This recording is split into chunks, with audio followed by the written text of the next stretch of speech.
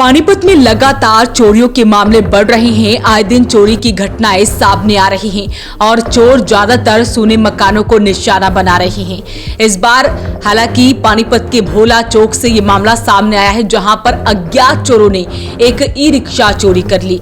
घटना सीसीटीवी कैमरे में कैद हो गई है, जिसमें दो संदिग्ध किस्म के युवक नजर आ रहे हैं। ई रिक्शा मालिक व पीड़ित ओम प्रकाश ने बताया कि वो अपनी पत्नी के जेवर बेचकर 1 लाख रुपए में ई रिक्शा उसने खरीदी थी, जिसे चलाकर वो अपना गुजर बसर कर रहा था।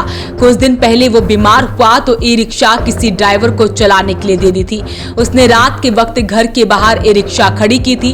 अज्ञात चोरों ने घर के सामने से ही खड़ी ई रिक्शा को चोरी कर लिया। वहीं घटना बीते शनिवार की बताई जा रही है।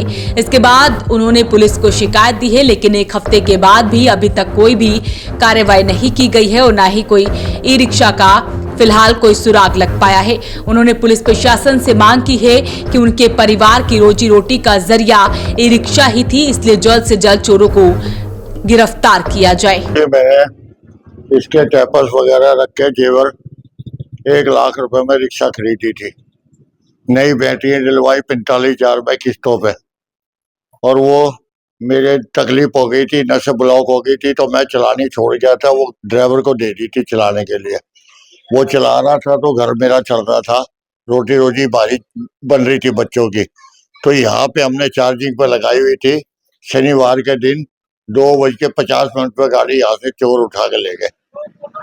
हमने दरखास्त भी दी थाने में, कुछ भी नहीं पड़ा थी सर जी उसका। अब इस टाइम हम इतने लाचार हैं कि हमारे पास कोई काम धंधा भी नहीं है कि हमारी गाड़ी मिल जाती तो हम काम भी कर लेते। अभी तो मेरी नसें देख लो सारी ब्लॉक है, ये निकाल के डॉक्टरों ने यहाँ डाली है। मेरा छोटा सा प्लाट पड़ा था वहाँ, ये पिछली कॉलोनी में खेतों में, वो मैंने 8-9 लाख का प्लाट भी 5 लाख का बेच के अपने ऊपर पैसा लगाया इलाज के ऊपर। भाई अगर जान बच गई तो बच्चे भी पल जाएंगे काम कुम करके। अब किराए का मकान है, मैं कहाँ जाऊँ। ई रिक्शा कब ली थी आपने? ये रिक्शा ली थी मेरा ख्याल 1.5 साल हो गया।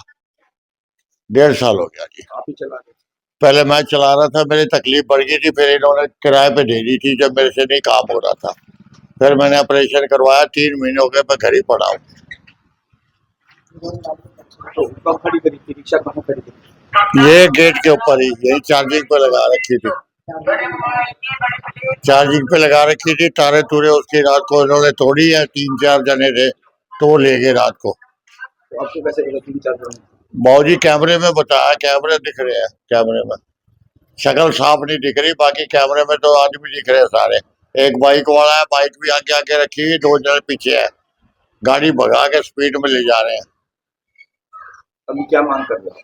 हम तो ये कह रहे हैं कि भगवान करे हमारी कार्रवाई करे पुलिस, हमारी गाड़ी मिल जाए, हमारी रोटी रोटी चल जाएगी, और हमें क्या चाहिए। तो ऐसे में आप देख सकते हैं एक ऐसा व्यक्ति जिसने अपनी पत्नी के जेवर बेचकर 1 लाख रुपए की ई रिक्शा लेकर आता है। वो सोचता है कि इसी से वो अपने परिवार का गुजर बसर करेगा, लेकिन चोरों ने चोरी कर ली, जिसके बाद से परिवार काफी दुखी नजर आ रहा है। तो फिलहाल जो है पुलिस तक ये मामला पहुंच चुका है।